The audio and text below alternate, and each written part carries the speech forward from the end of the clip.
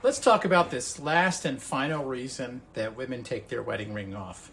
And I'm going to use this as kind of a catch-all bucket for other reasons. Women take their wedding ring off because they gain weight, because they lose weight, because they no longer appreciate the style of their ring, because they grow disinterested in jewelry, because a lot of things, right? Allergies, you pick it, right? The reason I want to draw this to your attention is because the anxious mind can oftentimes fool us into thinking that there is a big problem here. And the last thing you want to do is just assume, again, the worst thing.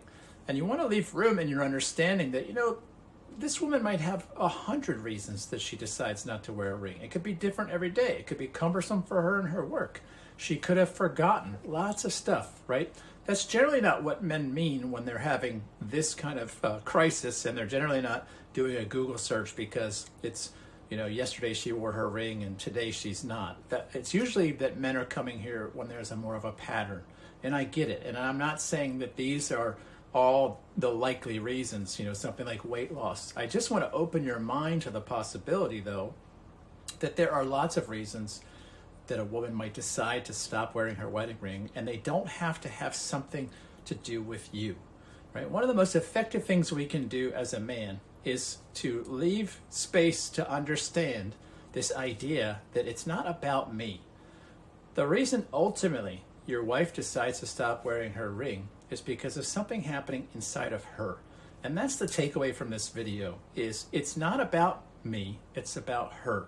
Just give the person in your life, that your spouse who wears this ring, give her the freedom to have this experience, to just figure it out without having to have a meaning, without having to have it become this thing about you that means your future looks like this, or oh no, what's going to happen to the family and whatnot. The moment we start adding that kind of energy to the situation, well, now we have more energy in the situation. And so maybe something that starts out that's not really about us starts to become about us because we make it about us.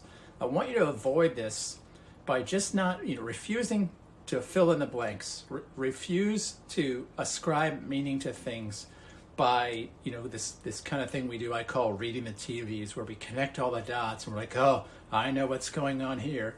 We become certain of stories like that, and they become destructive in a relationship. We think we're actually experiencing reality, but we're not. We're experiencing our thinking. And experiencing your thinking is just that. It's just thinking, and a lot of it stinks.